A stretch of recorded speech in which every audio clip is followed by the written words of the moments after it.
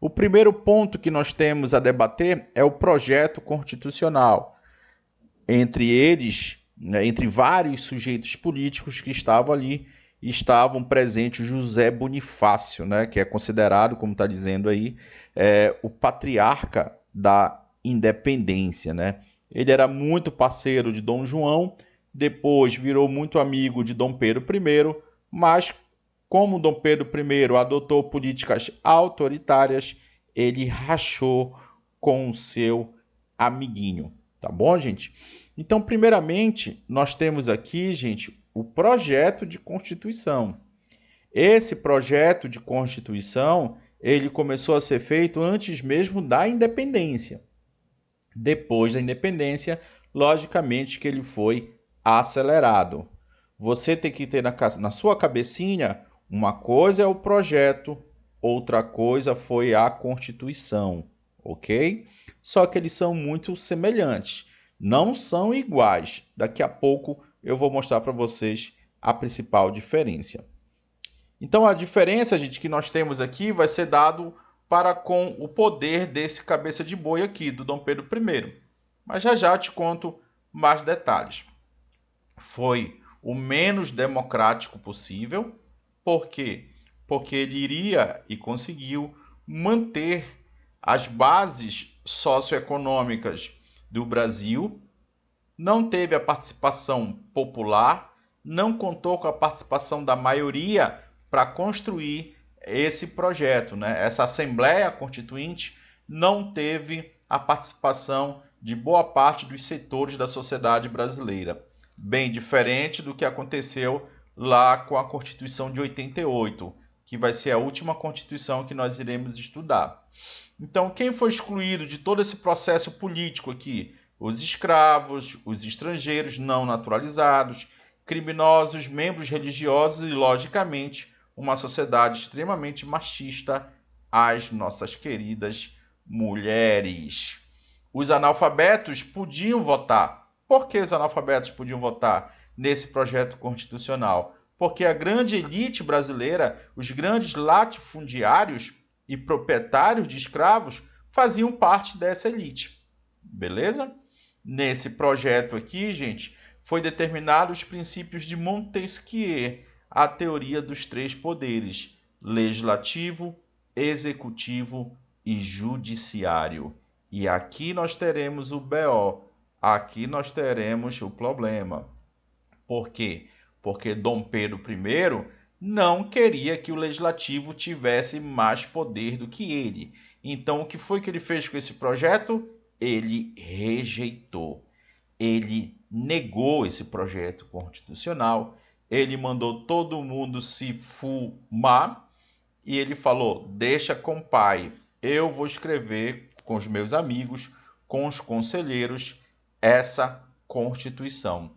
Então aí o Dom Pedro I já mostra suas garras, já mostra como vai ser o governo dele, um governo extremamente autoritário. Então a independência aconteceu em 22, em 23 você já vê o Dom Pedro I com essas atitudes. E em 24 a Constituição ela foi imposta, ela foi outorgada. Aqui, gente, a palavra outorgada significa uma imposição. Sociedade brasileira, cala tua boca, quem manda aqui sou eu. Eu, Dom Pedro I, vou ser o rei absolutista dessa bagaceira aqui. Então, o rei, o primeiro rei do Brasil, gente, ele nem brasileiro ele era. Né? Então, para você ver a grande contradição. Essa Constituição, que vai ser a Constituição de 1824, ela vai ser apelidada de Constituição da Mandioca. Tá? Então não te esquece, Mandioca 24, 24, Mandioca, a primeira Constituição do Brasil. Como é que é, professor? Aipim?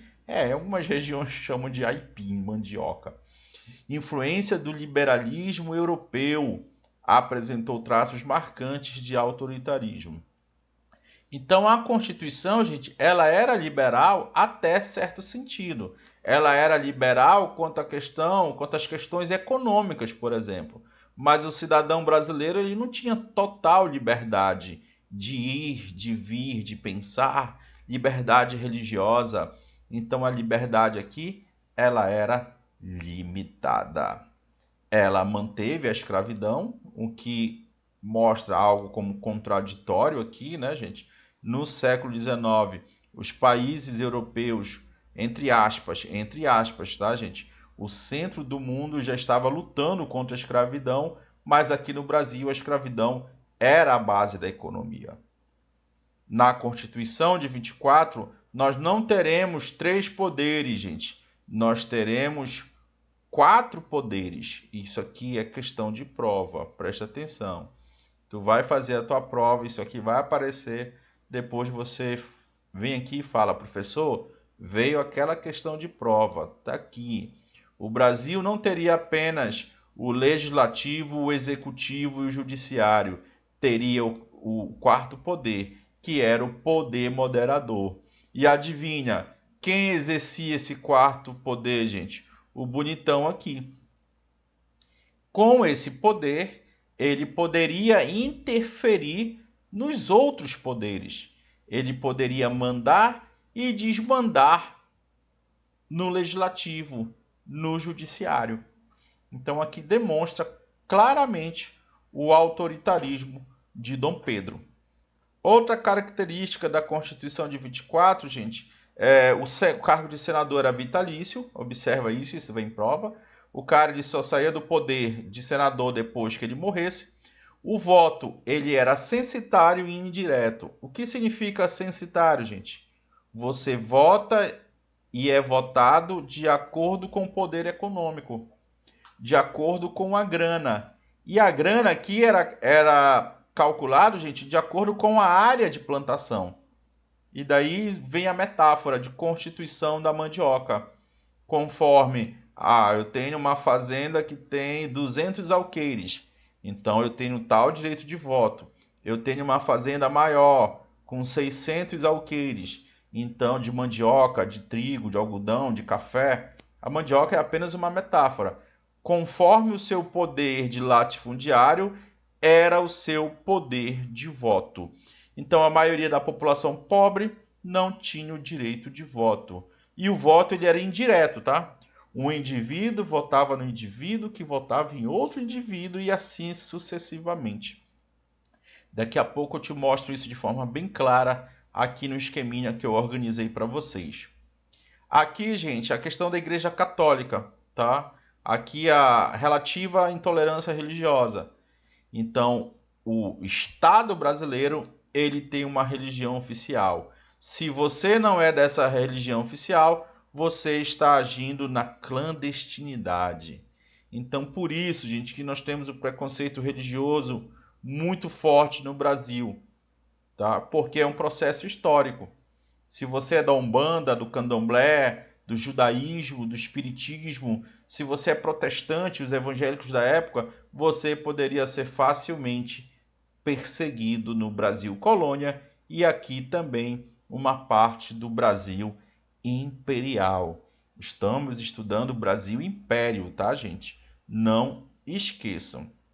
Então tá aqui, gente. Aqui nós temos a questão do voto indireto, diferentemente do que nós temos hoje, né, gente? O meu voto e o seu voto têm o mesmo valor do que o voto do dono da Rede Globo, o mesmo voto do que o Neymar, do que o Chico Buarque de Holanda. O nosso voto vai direto para o vereador, para o senador ou para o presidente. Aqui, não. Então tá aqui, olha. O cidadão com uma renda mínima anual equivalente a 100 alqueires de farinha de mandioca, ele era o eleitor de paróquia. Esse indivíduo votava no eleitor de província. Por quê? Porque esse aqui tinha uma área maior, um latifúndio maior. Esse eleitor de província, ele recebia o voto do eleitor de paróquia. Ele poderia se candidatar a senador? Não. A função dele era apenas votar em deputados. Os deputados, para você ser candidato a deputado, você deveria ter uma área de 400 alqueires. E esse eleitor de província, ele apenas votava para deputado e senador. Para você se candidatar a senador, você deveria ter muita grana. Você deveria ser um grande latifundiário com 800 alqueires de farinha. Ok? Então, aqui nós observamos o voto indireto. Aqui nós observamos o quanto não existia a democracia. Ok? Deu para entender isso aqui, gente? Esse indivíduo vota neste e este vota nesse. Esse indivíduo vota no eleitor de província, o eleitor de província vota para deputado. Ah, eu sou deputado, eu quero me candidatar ao cargo de senador. Não, você não pode, porque você não tem tanta terra quanto o senador aqui. Se você for ver, gente, até hoje no Brasil nós temos resquícios disso, né? Os mais ricos, os mais cabeças brancas, os mais velhos, são os senadores no Brasil, né? Hoje é a cada 8 anos o seu mandato. Então aqui, gente, eu peguei um artigo da Constituição de 24, tá? Eu peguei um texto histórico, um texto original, o texto original. Então por isso que tem essas grafias que parecem estranho para nós. São excluídos de votar nas assembleias paroquiais os menores de 21 anos.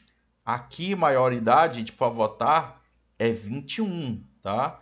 Não é 18. Os criados de servir cuja classe não entram os guarda-livros, os primeiros caixeiros da casa de comércio, criado da casa imperial que não forem de galão branco, olha aqui, o racismo, e os administradores de fazendas rurais e fábricas. Os religiosos também não podem votar. Perfeito? Os que não tiverem renda líquida anual a 100 mil réis, ou de indústria, de comércio, de emprego. Então era altamente limitado. Podem ser eleitores e votar em eleição de deputados, senadores e membros do Conselho de Província, todos os que podem votar na Assembleia Paroquial, exceto os que não tiverem renda líquida anual de 200 mil réis por bens de raiz, indústria, comércio e emprego, os libertos e os criminosos pronunciados, né, em qualquer processo, em qualquer devassa. Então, gente, aí você observa o quanto que a galera não tinha direito de participação política. Por isso que eu afirmo aqui no slide anterior, né, que essa Constituição era extremamente autoritária, menos democrática possível, desde o seu projeto, tá bom?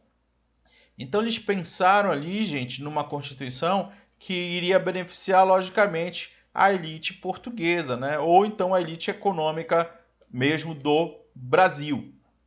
O Brasil, naquele momento, gente, passava por graves dificuldades. Por quê? Por uma série de fatores. Fatores internos, né, daquele período e fatores que também ocorreram anos e anos anteriores com a figura do pai ainda de Dom Pedro I, né? O Dom João VI. Dom João VI. Então aqui, nesse momento, na primeira metade do século XIX, o agronegócio do Brasil não estava indo muito bem, tá? O Dom Pedro I gastou muita grana com guerras. Daqui a pouco eu vou mostrar para vocês tanto as guerras de independência como as guerras que aconteceram posteriormente. E também o Brasil se endividou todo, né, gente? Para o processo de reconhecimento de independência, que foi concluído a nível externo ali em 1825. Muito dessa negociação de reconhecimento de independência aconteceu ali pela interferência da Inglaterra. Então, vários tratados assinados anteriormente, tratados de comércio e navegação, tratados de aliança e amizade, beneficiava a Inglaterra e prejudicava financeiramente o Brasil. Inclusive, a Inglaterra, com esses tratados, conseguiu dominar o mercado consumidor brasileiro quanto à questão da industrialização. Então, a indústria, os produtos industriais que chegavam no Brasil, geralmente eram oriundos da Inglaterra. O Brasil não conseguia dar uma força para a sua industrialização nacional. Então, isso atrasou demais a nossa indústria. Para tentar resolver essa crise econômica, né, o Dom Pedro I pediu mais dinheiro emprestado para a Inglaterra e emitiu mais moedas, mandou fabricar mais moedas. E isso resolveu a crise econômica? É claro que não, né? Vai promover ainda mais o aprofundamento dessa falta de grana para o Estado brasileiro. E, logicamente, que isso vai atingir direto e indiretamente as camadas populares e até mesmo as elites.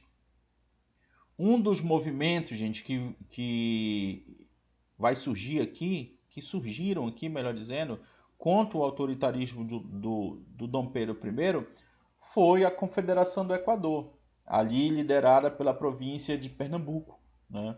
Observa que a outorga, a imposição da Constituição, ela aconteceu em 24. E logo o Nordeste se revoltou contra essa imposição. Então, assim como o Brasil, o Nordeste estava em crise. Um dos seus principais produtos, que era o açúcar, estava em crise. A galera estava lisa, sem grana, dura. E o Dom Pedro I não fazia nada para ajudar o Nordeste. Então isso acabou promovendo um sentimento de muita revolta para com o rei do Brasil, né? Liderados ali por Pernambuco, outras províncias se juntaram ao movimento. Confederação, gente, é porque é união, tá? União de várias províncias.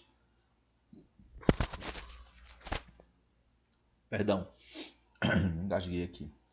União de várias províncias. Equador, porque está na parte de cima, próximo da linha do Equador, né? Rio Grande do Norte, Paraíba e Ceará. Propôs o fim do tráfico e buscava, né, a adesão dessas massas. Muitas pessoas aderiram ao movimento, principalmente em Pernambuco. E lá em Pernambuco nós tivemos vários líderes, como Agostinho Bezerra e o mais famoso de todos, o Frei Caneca, né? Frei Joaquim do Amor Divino, né? Criaram até aqui, olha, uma bandeira para esse movimento.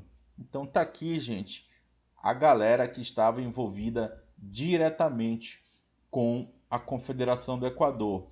E eles acreditavam, gente, que eles iriam ter apoio de outras províncias. Bora lá, galera, bora lá só tu. Acabou que no final das contas, somente Pernambuco foi realmente para cima, né, do Dom Pedro I. Aqui essa foto é minha, tá, gente? Eu tirei essa foto no centro de Recife, mostrando aqui o Frei Caneca, né? Existe um monumento no centro da cidade, né? Não tão no centro da cidade, próximo ali do cais, podemos assim dizer. Mas é determinado no centro da cidade, onde é homenageado Frei Caneca, né? Tem aqui essa placa, né? Nesse largo foi espingardeado, né, em 13 de janeiro de 1825.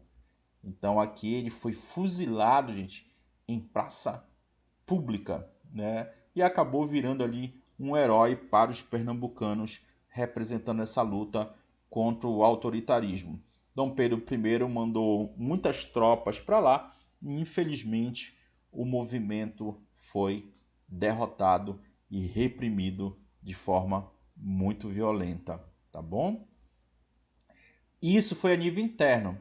A nível externo, nós temos a Guerra da Cisplatina, 1825. Mais um BO para Dom Pedro I.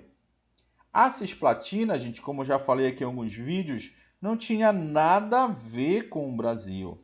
A Cisplatina não via a hora de se livrar do Brasil.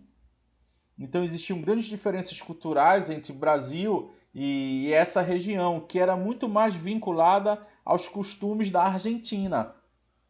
Então nós falamos do que, gente? Daqui a pouco eu vou te dizer quem é a Cisplatina hoje. Então olha aqui, ó. Alguns uruguaios não aceitavam a dominação brasileira. Acabei de te falar agora, né? A Cisplatina é o Uruguai hoje, tá, gente? e liderados pelo uruguaio Juan Antônio Lavareja. Olha só como eu sou bom no espanhol. Antônio Lavareja. Começaram a fomentar junto à Argentina o início da rebelião. Então a Argentina queria anexar essa região. Lavareja, junto com populares, declararam a sua anexão à Argentina. O Dom Pedro I aceitou isso? Não. Declarou guerra à Cisplatina, que era apoiado pela Argentina. Então tá aqui, gente, olha o Rio da Prata. Né? Eu e a minha esposa já tivemos a oportunidade de navegar aqui pelo Rio da Plata. Só que ela mais dormia, ela não via muito como é que era o Rio da Plata, né, amor? Amor, olha ali o rio, Colônia de Sacramento. Dormia pra caramba lá no Rio, não viu a paisagem, né? Então, gente, porque o Brasil é muito bacana, né, gente, a gente conhecer o que a gente ministra a aula, né? Porque o, o Brasil não queria perder o controle dessa região, gente. Porque ele quer ter, gente, o controle aqui dessa região do Prata. Porque ele quer ter, gente, livre direito de navegação por aqui, olha. Subindo até mesmo em direção ao Paraguai. Porque aqui ele consegue acessar o Mato Grosso, que está no extremo norte aqui dessa nova imagem. Então o Brasil ele quer mandar e desmandar nessa região. Quem não gosta muito disso são os hermanos. E aí eles foram para cima, tá, gente? O Brasil não queria perder esse território para a Argentina. Então houve muitos recrutamentos forçados, né, de marinheiros, inclusive cearenses. Né? 2.150 só de lá. Né? 410 mortos durante a viagem. 314 hospitalizados. Então foi uma tragédia essa guerra, né? Um gasto financeiro muito grande e principalmente, né? Principalmente um custo de vida muito grande. E aí tiro, tiro, tiro, tiro, Brasil e Cisplatina apoiada pela Argentina. Os argentinos, claro, queriam esse pedação de território para eles, para ter direito de livre circulação nessa região. E aí o que foi que aconteceu? Tá aqui, olha. Em 1828, né, no ano seguinte, do início desses confrontos, o uruguaio Frutuoso Rivera reconquistou a província oriental. Esse Rivera aí, né, gente, ele era, assim, meio que parceiro do Brasil. E aí ele buscou uma saída honrosa para o conflito. Em 1828 terminou a guerra, né? O acordo firmado que a província da Cisplatina não ficaria nem com a Argentina, nem com o Brasil. E aí foi criado a República Oriental do Uruguai. Nenhum nem outro, mas o Dom Pedro I ficou muito mal na foto porque ele perdeu esse setor, né? Esse território. O desfecho da Guerra da Cisplatina foi desfavorável ao Brasil. Houve o desgaste da imagem política de Dom Pedro. As críticas foram muito fortes, né?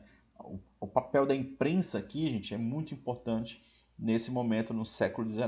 Tá? A imprensa começa a ser popularizada. Ah, professor, mas a galera não sabia escrever, não sabia ler direito, mas eles se comunicavam através de charges, tá?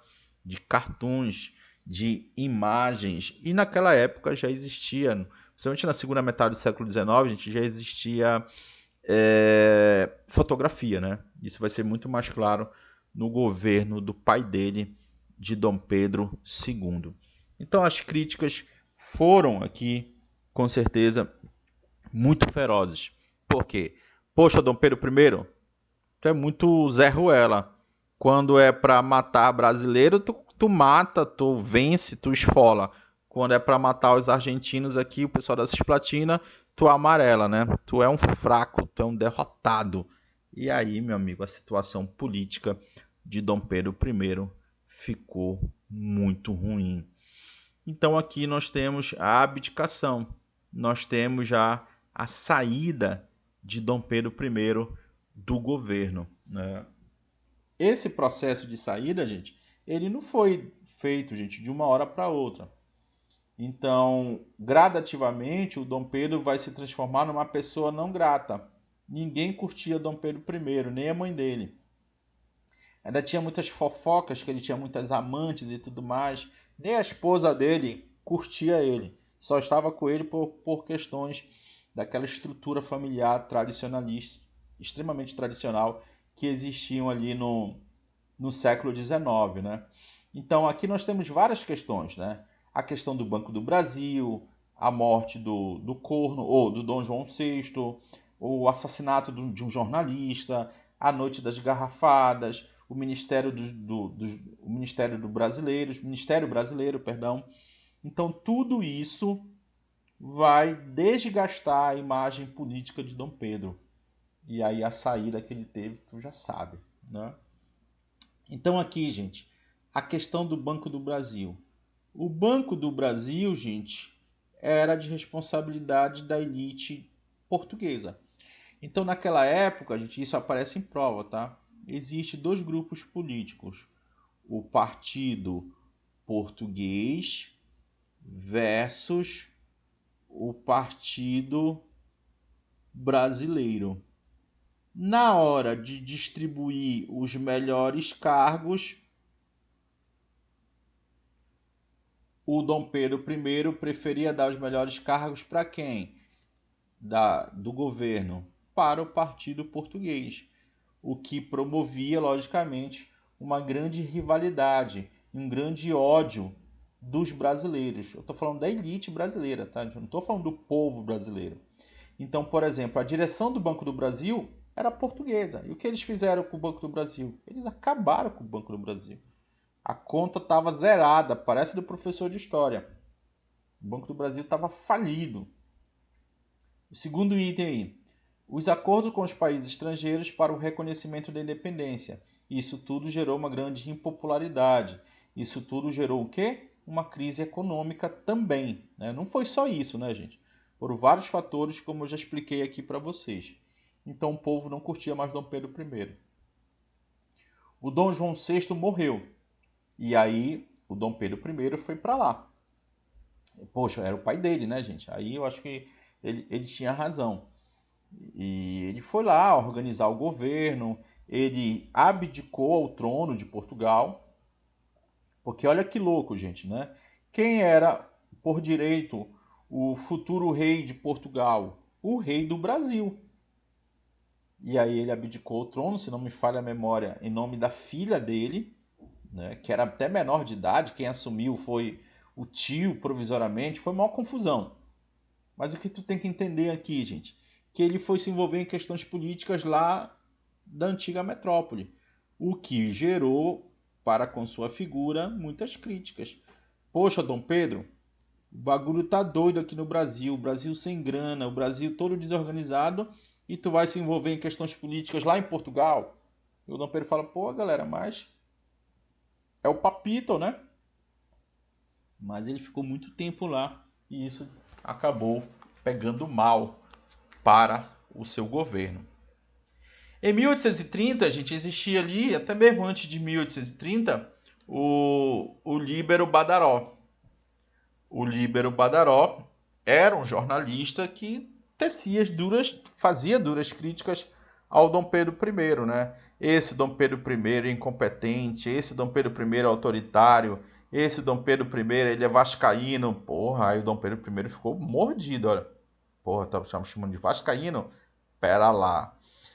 Líbero Badaró, certo dia estava dando um rolê, né? E aí passou um carro, não sei se foi carro, mas eu tô brincando aqui. Um carro prata, um cavalo prata e pou, matou o jornalista, né? Mataram o jornalista. Quem será que mandou matar o Líbero Badaró? Precisamos de um CSI para descobrir quem foi o mandante do crime? É óbvio que não, né? Alguém foi investigado de fato, de direito? Não. Alguém foi preso?